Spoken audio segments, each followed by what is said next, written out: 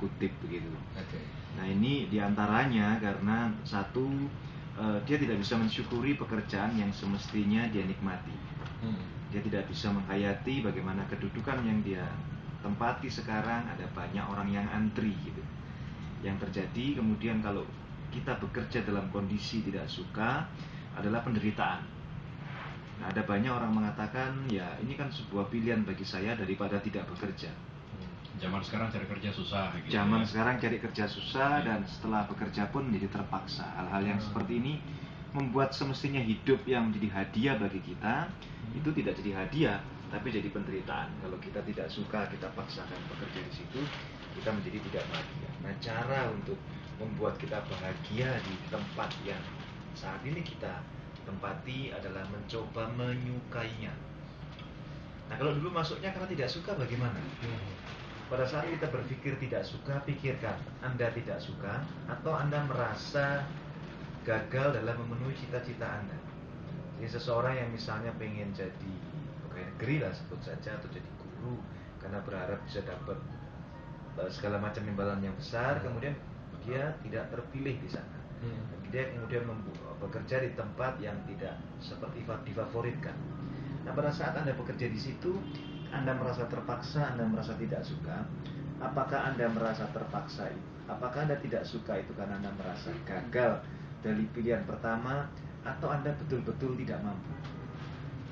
Seringkali yang terjadi adalah karena dia merasa ini pilihan kedua, ini underdog, ini saya memang sedang bernasib tidak enak.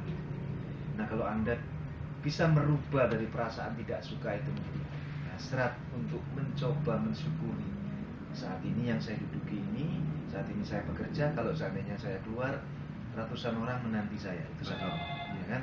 Yang kedua, kita pikirkan kayaknya saya belum dalemi kok, karena saya belum kenal, maka saya belum cinta. Kalau saya belum cinta, maka saya belum tahu ada berapa banyak hal-hal yang misteri bagi saya. Kalau Anda bisa lakukan, Anda akan bahagia. Iya. Dan malam hari ini saya tidak sendiri di studio, saya di suatu fasilitas kejelasan dalam pekerjaan. Nah, ini juga yang tadi disampaikan pukul 20 tadi ada informasi kawan-kawan wartawan yang menjadi korban pemukulan semisal oleh oknum. Nah, ini disayangkan oleh banyak pihak termasuk Bu Puji ini yang mengirimkan SMS, sungguh ironis dan memprihatinkan.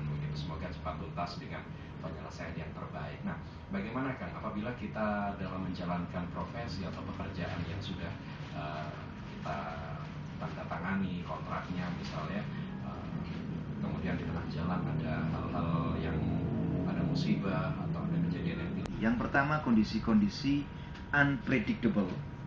Sesuatu yang tidak pernah kita duga sebelumnya, tidak pernah kita rencanakan, bahkan tidak pernah kita hitung ini bakal terjadi. Ini harus kita terima dulu bahwa ini ada.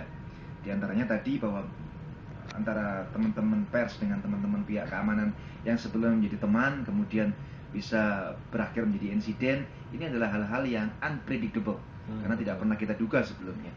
Yang kedua, ada hal-hal yang uncontrollable. Kita sudah bekerja sesuai prosedur yang benar, ada hal-hal saja yang kita tidak kuasa untuk mengendalikannya. Maka ini pun juga kita terima. Dan yang ketiga, yang paling penting adalah self-manageable. Bagaimana kita mengelola atau memanage diri kita sendiri. Dengan kemampuan kita memanage diri kita sendiri, mulai kita usut. Kalau sesuatu itu berkaitan dengan hal-hal yang memang perlu kita luruskan, kita luruskan. Tetapi kondisi-kondisi unpredictable, uncontrollable, itu memang harus kita mengerti itu bagian dari yang pasti akan kita hadapi dalam kehidupan di dunia ini. Nah, kalau itu berkaitan dengan hukum, selesaikan secara hukum. Kalau itu berkaitan dengan negosiasi, selesaikan dengan negosiasi, dan pilihlah yang terbaik. Dengan catatan bukan hanya persoalan bagaimana hak saya, tetapi meluruskan hak yang sebenarnya di dalam bekerja, gitu Mas. Nah, di rumah atau dimanapun Anda sekarang yang mendengarkan siaran kami, mungkin ada yang merasa dalam pekerjaannya atau aktivitas sehari-hari kurang merasa bahagia, ada hal-hal yang menjadi beban atau hambatan-hambatan. Nah, ini boleh Anda sampaikan di sini, Anda boleh sharing.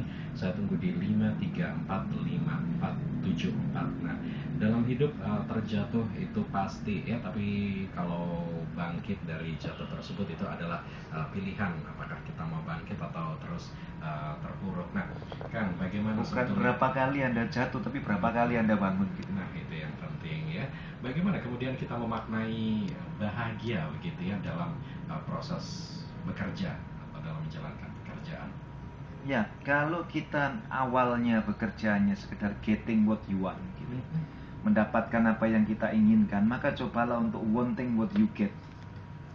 Syukuri apa yang sudah kita terima. Nikmati dengan rasa suka, selanjutnya mencoba untuk bangga.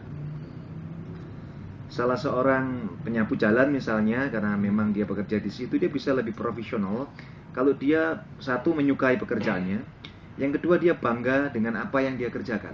Kalau jalan ini tidak saya sapu, ada banyak sampah, kemudian bumpeti got, menutup jalannya air pada saat hujan, bukankah ini banjir?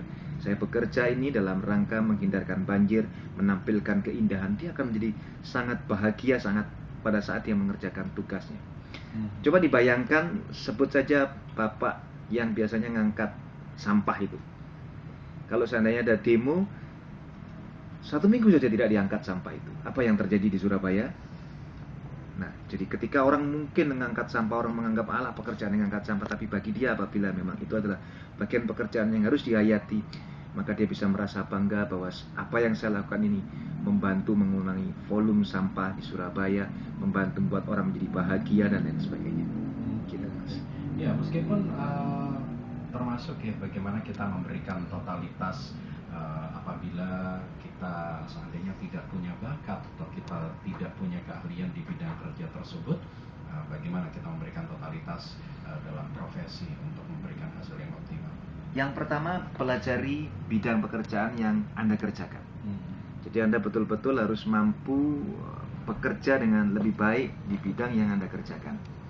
Belajar lebih banyak, belajar lebih dalam, menggali, bertanya dengan teman, sehingga kompetensi di bidang yang Anda pegang itu menjadi sangat luar biasa. Nah, dengan Anda menjadi ahli di bidang Anda akan paling tidak Anda akan bisa menyelesaikan tugas-tugas yang Anda punya. Anda bisa kerahkan segenap pikiran, Anda bisa kerahkan segenap harapan, Anda bisa kerahkan segenap perasaan untuk memberikan yang terbaik dari yang Anda bisa. Dan orang akan melihat bahwa Anda sudah bersungguh-sungguh gitu. Ya, tapi ada beberapa mungkin dari Anda yang merasa tidak nyaman atau kurang sukanya dengan pekerjaan Anda, mungkin karena terpaksa daripada tidak ada pekerjaan lain, karena zaman sekarang cari kerja itu juga susah.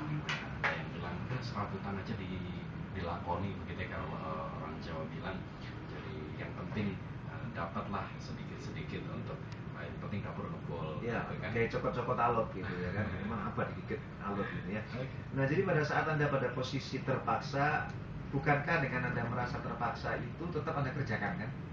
Jadi mengapa harus itu jadi beban? Kenapa tidak jadikan itu sebagai bagian yang menyenangkan untuk dipelajari lebih dalam? Itu satu. Yang kedua, kalau Anda memang merasa sangat menderita di situ, coba cari network yang banyak, sehingga orang bisa melihat bahwa Anda tidak pantas untuk duduk di situ dan kemudian diangkat untuk pindah ke tempat lain. Kalau Anda hanya ngerundel doang, tetapi tidak pernah memperkenalkan diri ke banyak pihak, mana orang tahu bahwa sebenarnya Anda tidak pantas untuk duduk di tempat itu.